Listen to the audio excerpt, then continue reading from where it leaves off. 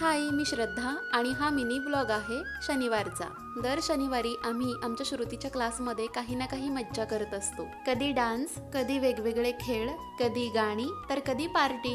मग या शनिवारी सगळ्यांनी ठरवलं की आपण कांदे पोहेची पार्टी करूयात। कोणी कांदे आणले तर कोणी बटाटे आणले, कोणी टोमॅटो आणले तर कोणी पोहे आणले, कोणी घरच्या शेंगा आणल्या तर कोणी घरची मिरची आणि कोथिंबीर आणली। आणि अशा प्रकारे सगळी सामग्री गोळा झाली।